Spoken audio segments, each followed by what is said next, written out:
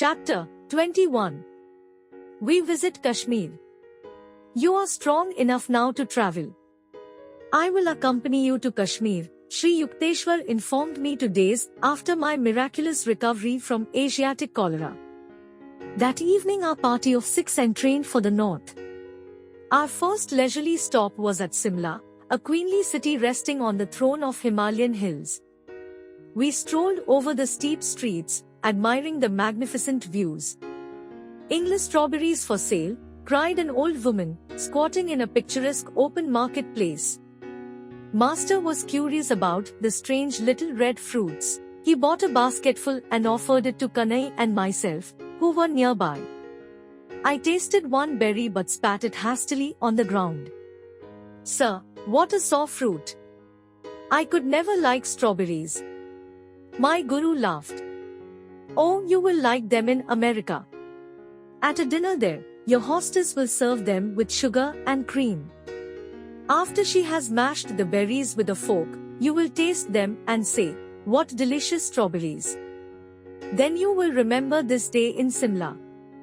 Sri Yukteswar's forecast vanished from my mind, but reappeared there many years later, shortly after my arrival in America.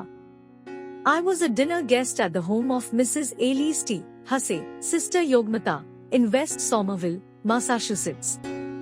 When a dessert of strawberries was put on the table, my hostess picked up her fork and mashed my berries, adding cream and sugar. The fruit is rather tart. I think you will like it fixed this way, she remarked. I took a mouthful. What delicious strawberries! I exclaimed.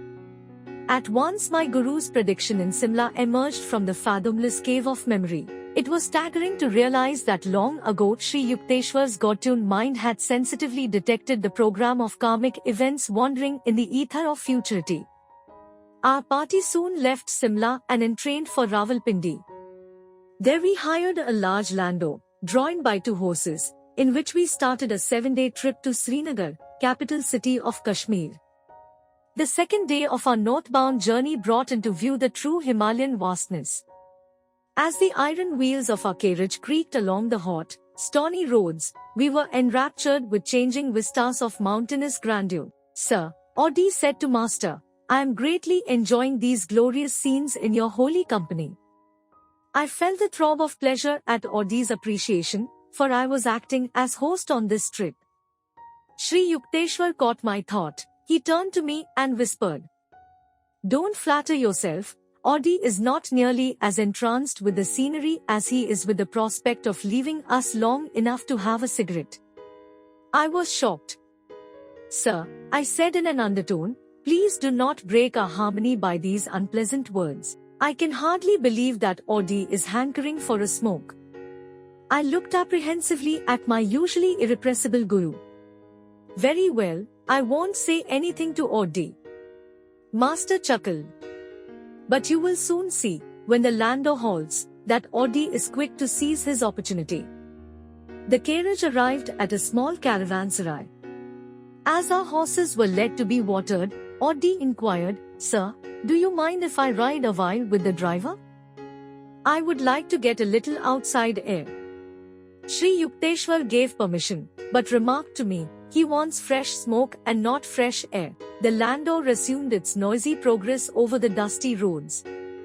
Master's eyes were twinkling. He instructed me, crane up your neck through the carriage door and see what Audie is doing with the air. I obeyed, and was astounded to observe Audie in the act of exhaling rings of cigarette smoke. My glance towards Sri Yukteswar was apologetic. You are right, as always, sir. Audie is enjoying a puff along with a panorama. I surmised that my friend had received a gift from the cab driver. I knew Audie had not carried any cigarettes from Calcutta. We continued on the labyrinthine way, adorned by views of rivers, valleys, precipitous crags, and multitudinous mountain tiers. Every night we stopped at rustic inns, and prepared our own food. Sri Yukteswar took special care of my diet, insisting that I have lime juice at all meals.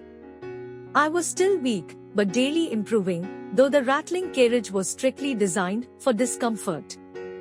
Joyous anticipations filled our hearts as we neared central Kashmir, paradise land of lotus lakes, floating gardens, gaily canopied houseboats, the many-bridged Jhelum River, and flower-strewn pastures, all ringed round by the Himalayan majesty.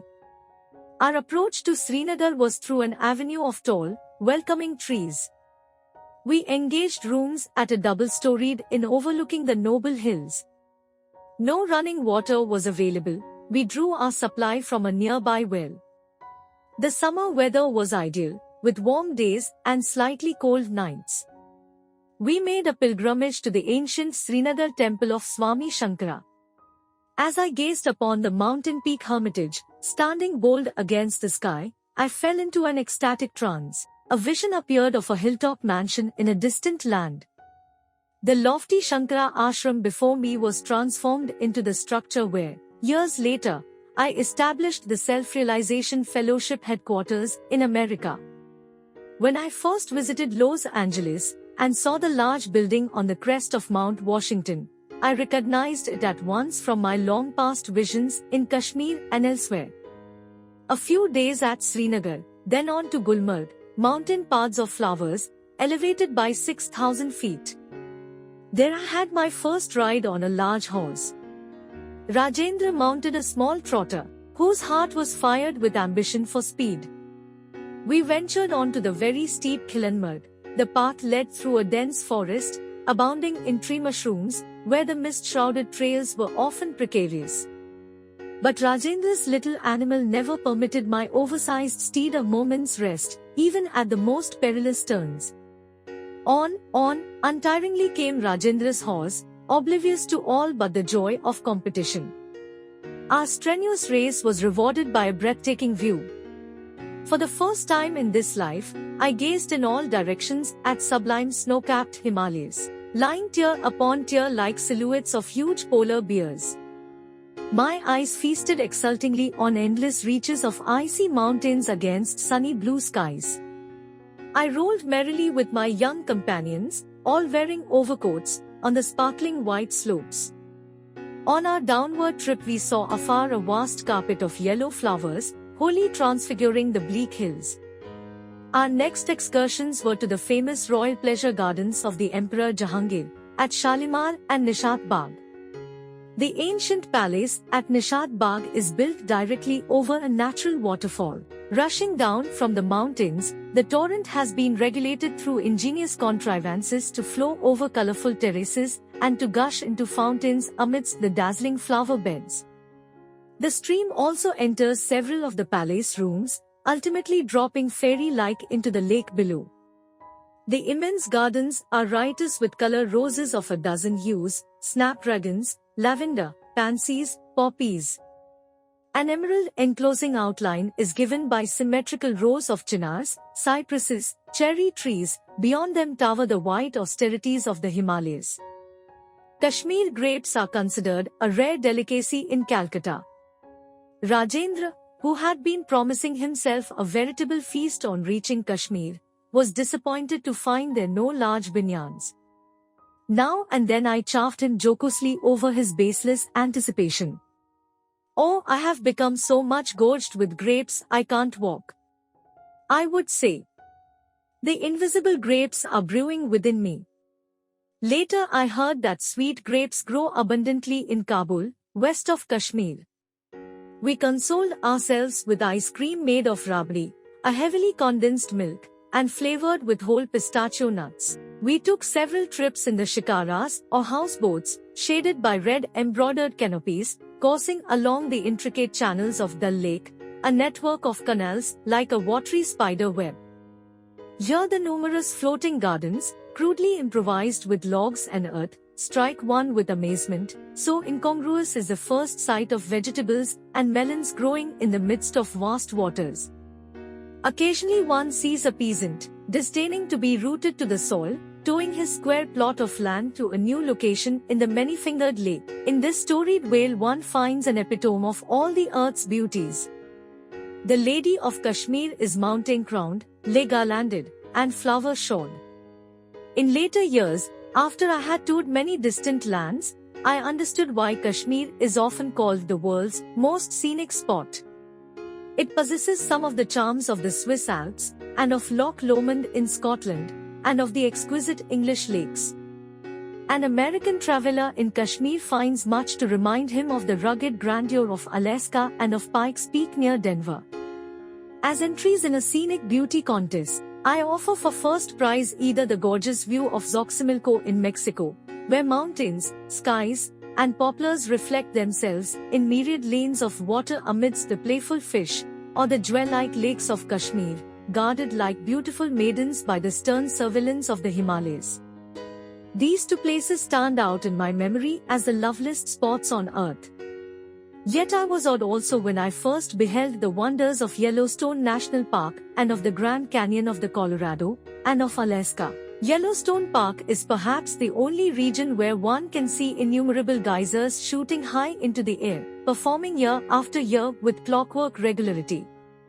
Its opal and sapphire pools, and hot sulphurous springs, its bears and wild creatures, remind one that here nature left a specimen of her earliest creation.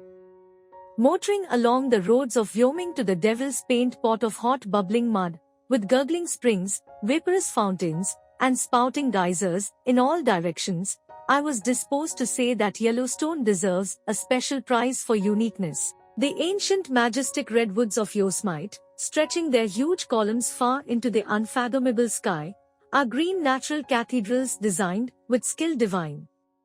Though there are wonderful falls in the Orient, none match the torrential beauty of Niagara near the Canadian border. The Mammoth Caves of Kentucky and the Carlsbad Caverns in New Mexico, with colorful icicle lake formations, are stunning fairylands. Their long needles of stalactite spires, hanging from cave ceilings and mirrored in underground waters, present a glimpse of other worlds as fancied by man. Most of the Hindus of Kashmir, world famed for their beauty, are as white as Europeans and have similar features and bone structure. Many have blue eyes and blonde hair. Dressed in Western clothes, they look like Americans. The cold Himalayas protect the Kashmiris from the sultry sun and preserve their light complexions. As one travels to the southern and tropical latitudes of India, he finds progressively that the people become darker and darker. After spending happy weeks in Kashmir, I was forced to return to Bengal for the fall term of Serampore College. Sri Yukteswar remained in Srinagar with Kanai and Audi. Before I departed, Master hinted that his body would be subject to suffering in Kashmir. "Sir, you look a picture of health," I protested. "There is a chance that I may even leave this earth." "Guruji."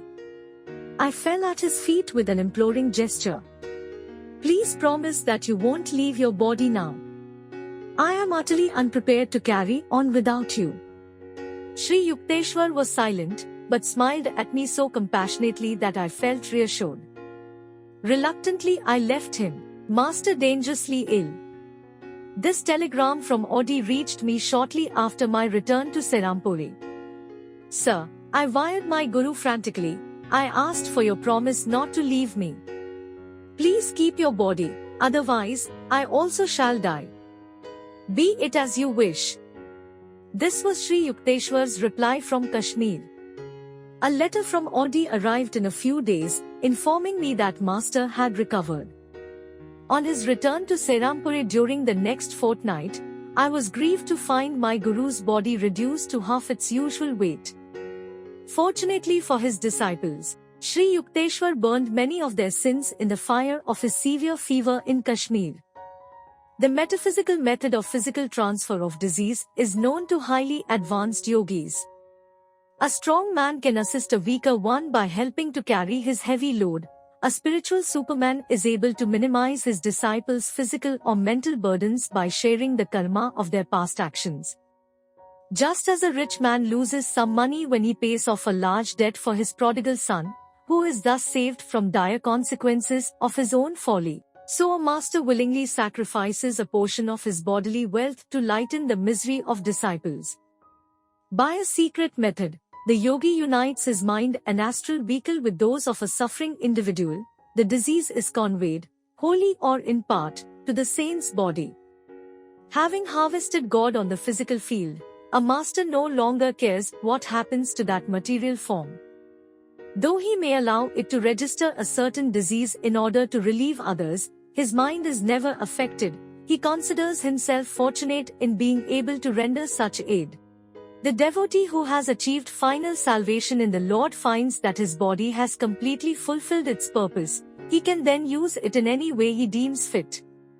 His work in the world is to alleviate the sorrows of mankind, whether through spiritual means or by intellectual counsel or through willpower or by the physical transfer of disease. Escaping to the superconsciousness whenever he so desires, a master can remain oblivious of physical suffering. Sometimes he chooses to bear bodily pain stoically, as an example to disciples. By putting on the ailments of others, a yogi can satisfy, for them, the karmic law of cause and effect. This law is mechanically or mathematically operative. Its workings can be scientifically manipulated by men of divine wisdom. The spiritual law does not require a master to become ill whenever he heals another person. Healings ordinarily take place through the saint's knowledge of various methods of instantaneous cure in which no hurt to the spiritual healer is involved.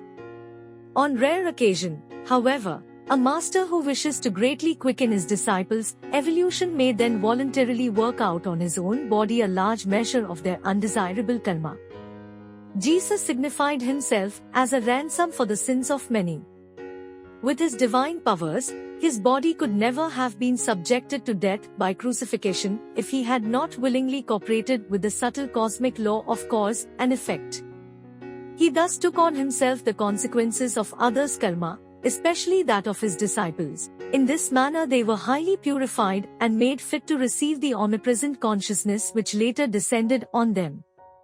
Only a self-realized master can transfer his life force, or convey into his own body the diseases of others. An ordinary man cannot employ this yogic method of cure, nor is it desirable that he should do so, for an unsound physical instrument is a hindrance to God meditation. The Hindu scriptures teach that the first duty of man is to keep his body in good condition, otherwise his mind is unable to remain fixed in devotional concentration. A very strong mind, however, can transcend all physical difficulties and attain to God realization. Many saints have ignored illness and succeeded in their divine quest. Saint Francis of Assisi, severely afflicted with ailments, healed others and even raised the dead. I knew an Indian saint, half of whose body was once festering with sores. His diabetic condition was so acute that under ordinary conditions he could not sit still at one time for more than 15 minutes.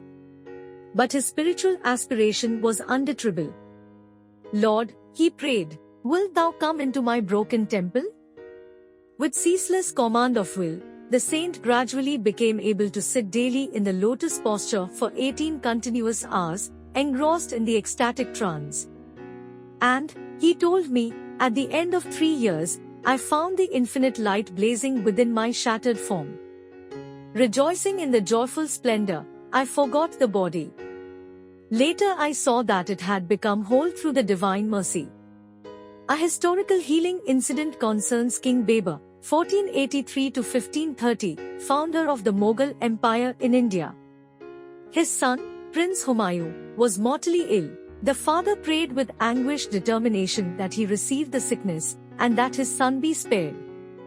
After all physicians had given up hope, Humayun recovered. Babur immediately fell sick and died of the same disease which had stricken his son. Humayun succeeded Babur as Emperor of Hindustan.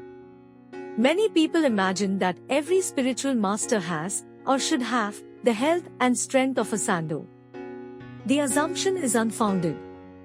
A sickly body does not indicate that a guru is not in touch with divine powers, any more than lifelong health necessarily indicates an inner illumination.